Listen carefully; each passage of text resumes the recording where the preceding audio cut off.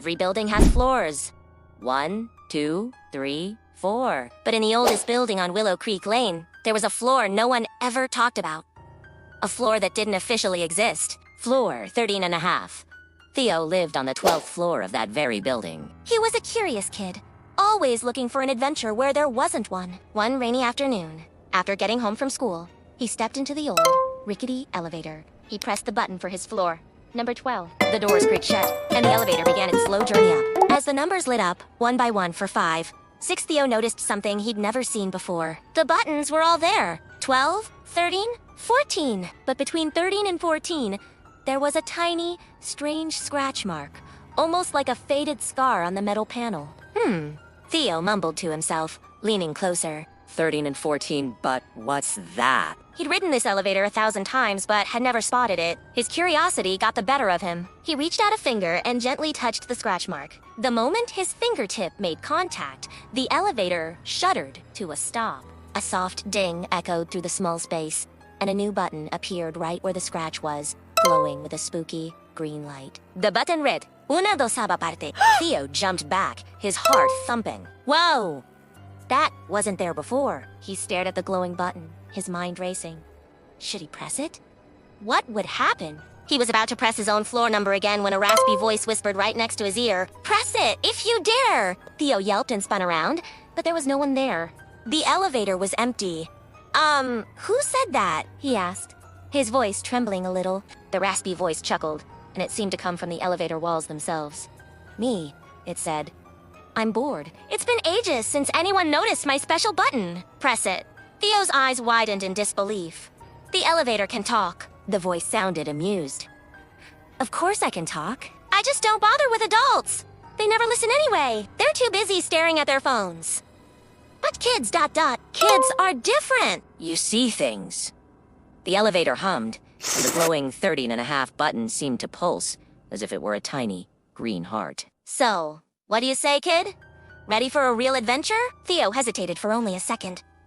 Adventure was his middle name. Well, actually it was James, but Adventure sounded way cooler. He took a deep breath, reached out, and pressed the glowing 13 and a half button. Immediately, the regular lights in the elevator flickered and died, plunging him into darkness, except for the eerie green glow of the button. A spooky violin sound seemed to play from nowhere, making the hairs on his arms stand up. Then, the elevator's voice spoke again, but this time, it sounded cheerful, almost like a theme park ride operator.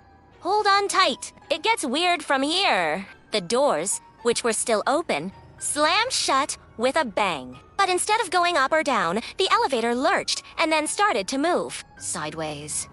The walls rattled, and Theo had to grab the handrail to keep his balance. It felt like he was on a roller coaster that had gone completely off its tracks. Sideways, Theo shouted. Elevators don't go sideways. The elevator laughed. This one does. On weekends and rainy afternoons. The sideways journey continued for what felt like forever, with strange whooshing and whizzing sounds outside. Then, as suddenly as it started, it stopped. Ding!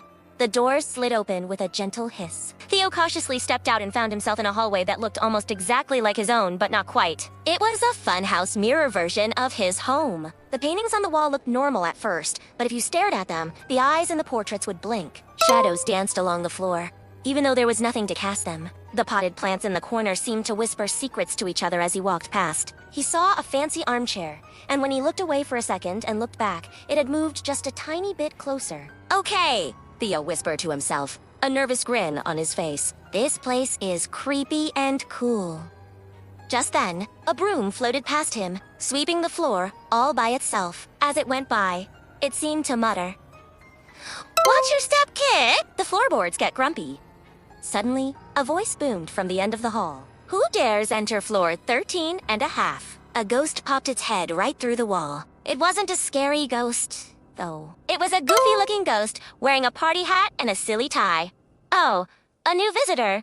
Hooray! The ghost, whose name was Gilbert, explained that floor 13 and a half was a secret hideout for all the friendly but forgotten things in the building toking elevators. Clumsy ghosts, shy shadows, and brooms that just wanted to be helpful. He said they only let kids in because kids still believed in magic. Gilbert the Ghost gave Theo a tour. He introduced him to the whispering plants, who told Theo a really funny joke about a snail. he met the moving chairs, who were just trying to find the comfiest spot in the hallway.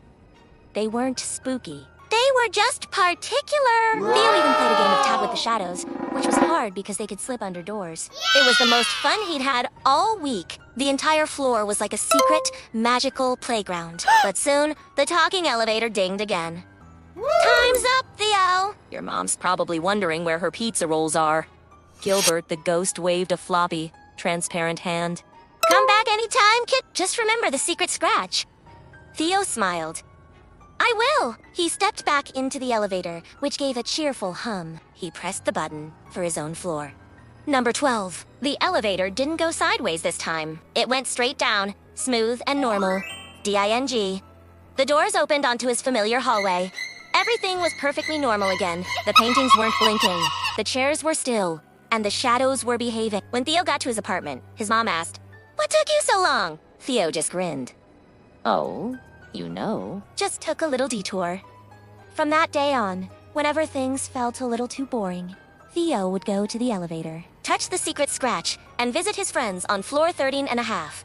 He was the only one who knew about the magical, mysterious, and slightly mixed-up world hidden right inside his own building. And that was a secret worth keeping. Thanks for watching our spooky, fun story. If you liked hanging out with Theo and Gilbert, make sure to hit that subscribe button for more adventures. See you next time.